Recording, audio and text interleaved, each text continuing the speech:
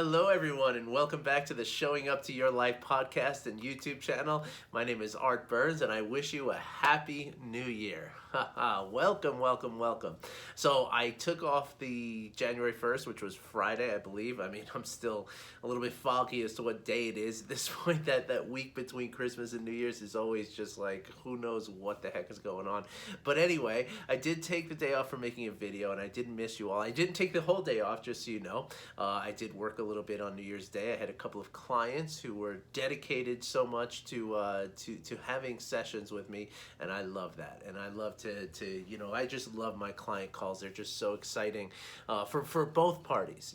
Like I get so much out of it, just like the client gets so much out of it, and I love it so much. So yeah, I did do a little bit of work on Friday, on January 1st, but I did not record a video or a podcast. So I want to tell you that I miss you, and I want to tell you it's great to be back. And so today I want to talk about New Year's resolutions, right? I'm sure we've all made some resolutions this year, like we do every year, right? But let me ask you something. How many times do your New Year's resolutions, how often do they stick? Or how often do we not fulfill them? How often do we fail, right? The reality is that most resolutions fail. Right, and there's reasons for that, right? First of all, I believe that the reason why they fail is for fear, right? We actually wind up sabotaging these New Year's resolutions before we even get to fail because we're afraid to fail, and that's a big sort of component to what it means to make a resolution and what it means to want to change things in your life, right? Because let's be very honest here, very clear about something, right? There's nothing wrong with wanting to change something about yourself that you're not happy about, right? So, maybe it's, you want to get in shape because you just don't like the way that you look in the mirror. I've been there before. I know exactly what that feels like. Maybe you want to indulge less in food or alcohol or something, or movies or something. You're looking to spend your time a little more constructively, right? Maybe you're setting the resolution to be more patient with people. Maybe you're setting the resolution that you want to be more present as a partner or as a parent or as just a human being, right? Now, all of these are very much, and many more are worthy, things that you can change, and there's nothing wrong with wanting to change these things if that is where you're at. There's also nothing wrong with accepting these things and accepting yourself with these things, and we're going to get to that in a second. But there's nothing wrong with wanting to improve yourself, right? And of course, January 1st, it's the new year. It's a brand new beginning. So this is a very sort of logical and sort of intrinsically comfortable time to make these changes, right? It's a very natural time to say, okay, this is the day that I'm going to make these changes, and I'm going to go for it, right? And there's also nothing wrong with that, right? But again, why do these things not succeed more often than not? Right? I'm hesitating to use the word failure because it's not really failure, because again, most of the time my belief and my experience is that we don't even fail at the resolutions, right? It's not like we say, okay, I'm gonna go on a diet and lose 20 pounds, right? And after we've been on the diet for 20 weeks, we've not lost the 20 pounds. It's not like that, right? It's like we go on the diet for a week or two and then we say, oh, screw it, I'm off that diet. I want to have pizza. I want to have, my pizza and beer night or with my friends or something like that, right? And that is what I mean by self-sabotage, right? We don't even give ourselves the chance to succeed in some of these things. And this is not something that's unique to any one of us. This is very universal. And whether you're trying this on January 1st or on July 3rd, it doesn't matter. It's the same principle, right? That we are afraid of failure. So let me walk through with you a sort of a more systematic approach to making changes for ourselves, right? New Year's resolution, or like I said, any time of the year resolution, right? Maybe on your birthday, maybe on the solstice, maybe winter or summer solstice, or the spring or the autumn equinox.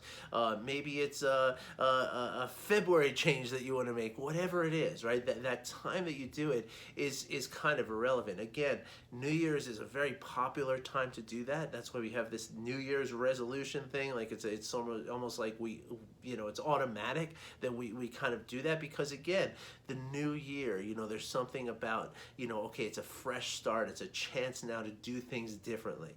And we get this sense in our minds that, okay, if I can just do things, because in that moment you have the energy, right? In that moment you feel like, okay, I can do this. I can totally do this. All I got to do is carry this energy that I'm feeling right now every single day. And honestly, it is that simple, right? I mean, that is really the answer. And that's what we all feel on New Year's Day or on New Year's Eve or the days leading up or the days after, whatever. But that is the energy that we feel, that if only I can just carry this feeling forward every single day, then things are going to change. And it's true, it is that easy. But again, we sabotage ourselves. And the reason we sabotage ourselves is because we're afraid of failing. Right? And why are we afraid of failing? The reason we're afraid of failing is because when we fail, we've been taught and we've practiced our whole lives that when we fail, it's a bad thing, right? And a lot of us have learned to beat ourselves up over failing. Right? We're not good enough. We're too dumb. We're too lazy. We're too this. We're too that. We're hopeless. We just can't do it. Right? And those are the sort of inner dialogue that goes on. And so who the heck wants to be any part of that? Right? Like nobody wants to feel that way. So of course we're going to avoid failure at all costs, really. Right? So let's take a look at how we can actually affect change. And again, this happens no matter what time of year you want to do it. Right? My belief is that, again, we almost put it backwards, right? We almost say okay, just January 1st, I'm going to set out, I'm going to say, okay, this is what I'm changing, right? Well, that last step, or that first step, should really be the last step in a process, right? Because my belief is that, and this comes from a lot of experience with others and with myself, right? That if we want to truly change something, right, the first thing we have to do is we have to understand that thing, right? And not only understand that thing, not only understand that, yes, this is what I need to change, right? Like, so for me, a few years ago, I lost 100 pounds, right? I did not do it as a New Year's resolution. I did not do it as, wasn't really even spurred by any, kind of event or something that said, okay, I want to do this. I did it through a level of understanding, right? So I'm not saying to understand that, yes, I'm too heavy and I want to lose weight. Yeah, that's a pretty easy thing to understand. But what's more important is to understand where the behavior that creates the overweight, where does that come from? That's the thing to understand. Right? To understand, okay, what is it that has made me overweight? Right? Is it because I'm just, just gluttonous? Is it because I'm just always hungry? Is it because I've changed my lifestyle and I don't exercise enough? Or is it something that goes way, way, way, way, way back into my childhood? And for me, that latter answer was the answer for me. Now, that's not necessarily always going to be the answer, but getting to the root of that is something that is very, very, very important, right? Because when we can acknowledge the roots of the behavior that we have, right, now it becomes very simple, right? It becomes something that's like, okay, I see where it's coming from. Now I can actually, to just make the change on January 1st, just make this New Year's resolution. Okay, I'm going to lose 20 pounds. That's almost like, like saying, okay, taking the flower off of a bush, right? And saying, okay, this flower is the problem. I'm just going to cut it off and throw it aside, right? But the bush is going to just grow a new flower, right? And that's what happens, right? So when we can get down deeper into the root of what is happening and address that thing, well, then making the change seems much easier, right? And now here's where that gets tricky, okay? Because again, it takes courage, right? In order to see the root, in order to really examine the root of this behavior that results in the condition that we feel we need to change. For me, it was overeating, among many other things, right? It was also over, alcoholism. It was incredible anger issues. It was incredible, jealousy and all kinds of ragey kind of feelings that I was dealing with my whole life, right? And so it was, all of this was connected. It wasn't just eating, right? It wasn't just overeating and being overweight, right? Which is what I mean. Like, I could have cut out the eating. I could have just made myself, I could have had them staple my stomach. I could have, just made myself not eat, right? But that's why most diets don't work, right? Because you go through this, this process where you just kind of starve yourself for a couple of months. You lose a few pounds, you feel really good, but then that root is still there, right? That thing that makes you want to continue to overeat is still there, or continue to overdrink, or to treat people poorly, to engage in anger. Remember, we're practicing these things for a long, long, long time in our lives, right? And so that thing is still there, so it's always going to come back. And that's why most diets fail. That's why people fall off the wagon when they just give up drinking. They say, I'm going to do it. I'm going to give up drinking. Which is why some things like the 12-step programs that people do, or deep therapy that people go through, that's why that is usually the thing that works with these kind of conditions that we're trying to change. And the reason they work is because they're not really just addressing the drinking, or the overeating, or the drugs, or the anger, or whatever it is.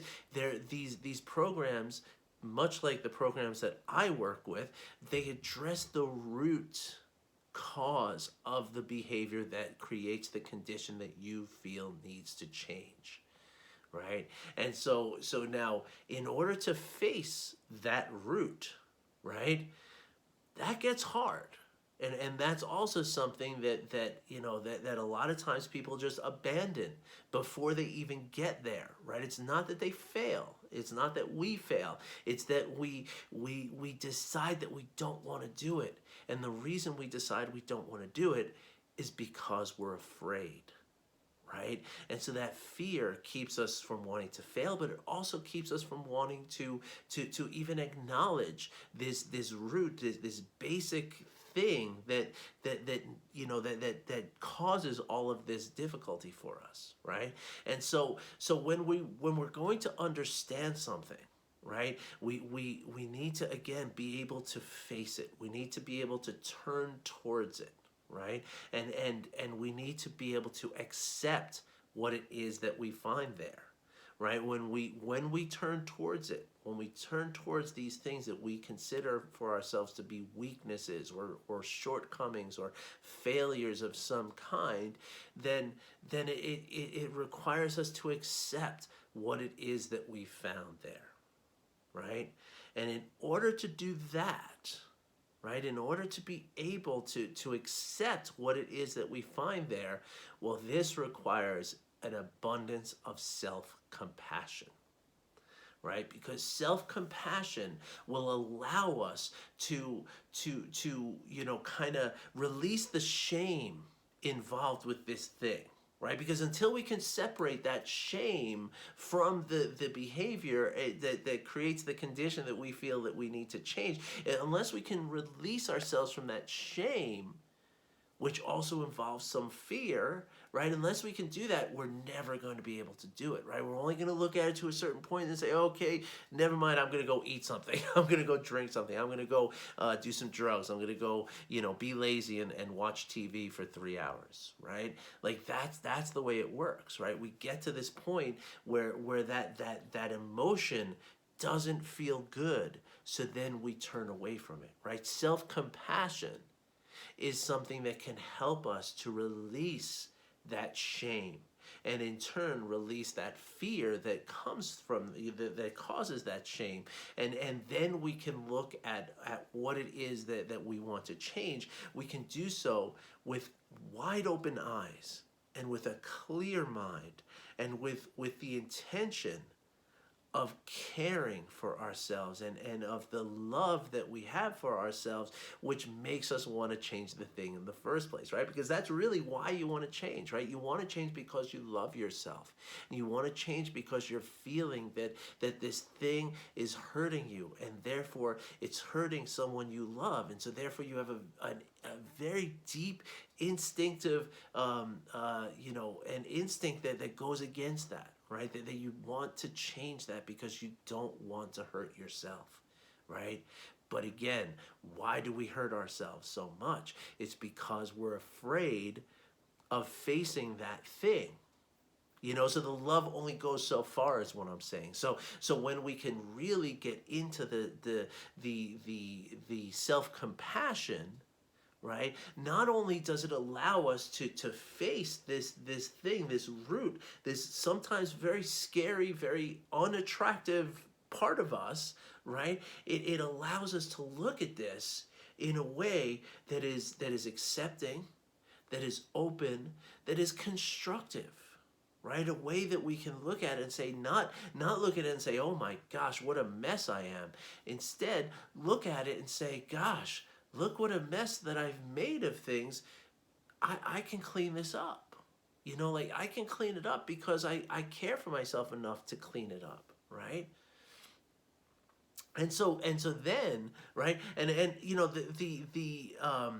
the reality is still going to be that it's hard to change, right? Because you've most of the behaviors that we have, the things that cause overweight or cause alcoholism or cause workaholism or cause smoking or drinking or whatever it is, right? That thing, that vehicle that we're looking to change, right? Like whether it's drinking, watching too much TV, overeating, eating too many sweets, whatever it is, it's something that we've practiced for a long time, right? Most of us don't wake up on January 1st and say, oh, I'm going to change this thing that I've been doing for 2 days. No, you're changing something that you've been trying to do for many, many years, perhaps your whole life, right? And so it's important, again, with self-compassion, we can honor the fact that this is going to be very difficult, right? And we can honor the fact during the process how difficult this is.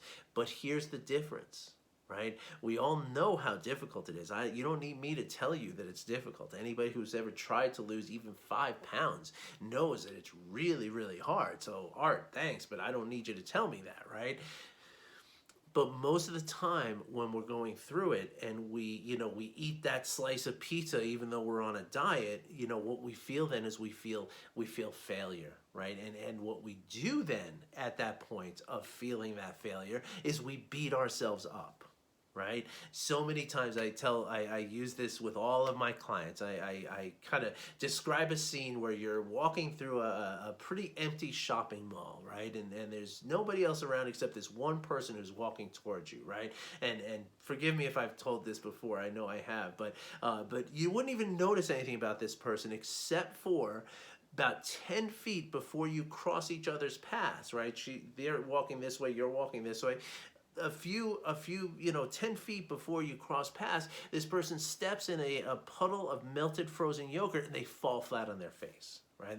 Their stuff is all over the place. They're even bleeding from their nose, clearly they're in a place of distress and they're hurt, right? They're suffering right now, right? This is a very difficult moment. They're probably feeling a lot of shame. They're probably feeling a lot of fear, right? Doesn't seem like they're really necessarily hurt, like you have to call 911, but clearly they are in a place of suffering. Now, I'm going to give you 2 options of how you're going to respond to this, right? Number 1, option A, you're going to put your stuff down, you're going to kneel down, maybe you're going to put your hand on their shoulder and say, oh my gosh, are you okay? What can I do to help you, right? Don't worry about it, I'm here for you. Please don't be afraid right now. Okay? Or option number 2, you're going to put your hands on your hips and you're going to say to them, you know what? I can't believe how dumb you are. You really didn't see that frozen yogurt. I'll bet you fall all the time. I'll bet you do this every single day, don't you? Gosh, you are such a failure. What is wrong with you? Right now, I've asked that to literally hundreds of people, and nobody has ever come back and said, yeah, I do number 2. Screw that person. No. Everyone says option A. Everyone. right? But then when I change the scenario, but give you the same two options of response, and instead I say, it's you on the floor, right? You're the one that fell. How do you treat yourself then? Do you say, oh gosh, it's okay, honey, please don't be afraid. You're going to be okay. We'll get through this together. I'm here to help you. Or do you say, oh gosh, I can't believe what an idiot you are. You just fell on the floor in front of all these people. This is so embarrassing. Why do you do this all the time? You are just such a miserable failure. When are you going to learn to do better? That's how we treat ourselves. That's how all of us do it, right? I mean, seriously, there's lots of research on self-compassion that shows like 85% of people, behave in the way that I just described. 85 out of thousands and thousands and thousands of people, polled and surveyed during research studies, right? They would gladly offer and readily offer compassion towards somebody else who's suffering, but towards ourselves, it's about beating ourselves up. Right? Now, where this comes from is very, debatable and everything, but obviously, comes from schooling and our parents and all that kind of stuff. We'll talk about that. I've talked about that before. We'll talk about it again. But really right now, what we're talking about here is that factor, right? That we beat ourselves up when we fail. And that is why when we try to change things, we don't succeed, because we're afraid of that failure. So when we can practice self-compassion towards ourselves, right? Treat ourselves as though we were someone else who fell down and needs a little bit of compassion, right? Then what happens, something really, really special and something really amazing happens when you can practice this for yourself, right? You become unafraid of failure, right? Because you're not going to beat yourself up over failing anymore, right? You're not going to kick yourself while you're down, right? So therefore, when we do fail, right, when we have that slice of pizza, even though we're on a diet, right, we say to ourselves, instead of saying, oh gosh, you screwed up again, you're such an idiot, I can't believe you couldn't even stop yourself from eating that slice of pizza. Instead, you say, oh man, you know what? This diet is really hard. It's really legitimately hard, and I'm having a hard time with it, and my habits for so long have made me want to eat this pizza, and it's okay that I did this. It doesn't mean that my diet is over. It means that I just need to remember the reason why I'm doing this, right? And to talk to yourself in these kind tones, right? And with these kind words, and support yourself, right? And in fact, the practice that I would tell you to do is to actually even like put a hand on your cheek and say, it's okay. It's okay, or a little squeeze of your knee, or maybe a little hug. Like, just let yourself know that you're there for yourself, right? And when we can do that, then failure just becomes an opportunity of learning, right? It doesn't become this like negative thing, like, oh my gosh, I failed, I'm terrible. It's like, no, okay, this is a great opportunity. I just saw how this slice of pizza was a dangerous thing for me. It was something I couldn't resist. So now I can move forward knowing that, you know what, I have to really be careful around pizza, right? There's no shame, there's no judgment, there's no anger, there's no hate, there's no, kicking myself while I'm down. It's just a very matter-of-fact thing. You know what? I really have a hard time resisting pizza or chocolate or ice cream or whatever it is. So I have to try. I can, if I want to succeed in my goal, I can try to be a little bit more careful around those things. That's it. Like, it's nice and easy, right? And now, this failure becomes like exciting, or change becomes exciting. It becomes this like exciting opportunity now, as opposed to this dreaded, thing that is, going to result in failure, and is going to result in this horrible feeling that I have, right? And now here's the thing though, right? Self-compassion, just like a New Year's resolution, right? You can't just say, okay, I'm just going to be self-compassionate, during this time because I need to be self-compassionate during this time. It's not going to work that way, right? It's going to abandon you just as fast as the New Year's resolution abandoned you, right? And the reason for that is because, again, you're going to go to the familiar, right? You've been practicing this way of being for so long that when push comes to shove and you go into that automatic behavior because of the fear that you feel, you're going to go back to saying, oh, you jerk, you ate that slice of pizza, you ruined everything, right? It's always going to come back there. So that's why the self-compassion is about a daily practice. It's about creating a new familiar for yourself, right? This new familiar is the support that you can give for yourself. And so if you can continue, if you can develop this, pardon me, as a habit, right, a new normal for yourself, well then now it becomes something that is not fleeting, it is not here and gone, and it only takes, okay, I'm telling you this for apps, and I've seen this happen with so many of my clients, it only takes a couple of weeks before you start building this habit. Full habit, honestly, a month or two. That's it, right? But that's the thing. You can commit to doing this every day, and it feels really good to do the practice. That's the other thing, is that it's a beautiful practice. It feels amazing to do this for yourself, right? And if you can do this for just a couple of, 4 or 5 weeks, it becomes a habit. It becomes your new normal. It becomes a new sort of, just a way of processing things, right? And once that happens, now you become completely immune to any of this fear of failure that holds us back from doing a lot of different things in our lives, not just New Year's resolutions, right? And now you can make changes, all kinds of changes, at any time, not just on January 1st, not just on your birthday, not just on the equinox or the solstice, anytime. Because basically you now have control. You're in the driver's seat at this point. Because if you don't have that fear, there's nothing to push you out of that driver's seat, right? Now, here's the thing, right? During these 4 to 8 weeks of developing this, again, your mind and your body are going to gravitate towards the familiar. And the familiar is not this, right? So that's where having a coach can often be the difference between fulfilling this desire of yours and not fulfilling the desire of yours, right? To have somebody there to help you, to hold you accountable, and also to support you through the change, right? And that's the thing. You're talking about 8 weeks, right? You get over that hump, and now you're home free. So if you'd like some help with that, if you'd like to talk about this and to understand what I mean by how coaching can help you with this, well, you know what to do, okay? Just send me an email, go to my website, artburnscoaching.com, book a call, okay? It's a free call, 45 minutes, you and I will talk deeply about this stuff, about how it applies to you specifically. And I can show you how these simple practices can get you out of wherever it is that you feel stuck.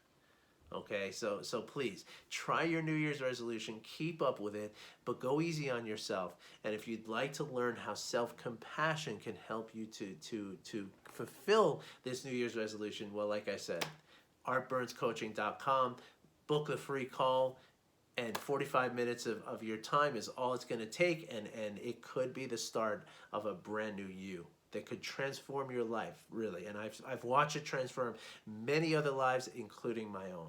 So let me tell you more about that, all right? Call me up. Book a call. Let's get on the call together, all right? Thank you for watching, everybody. Thank you for listening, and I will be back again tomorrow. Happy New Year to all of you, and I'll talk to you soon. Take care.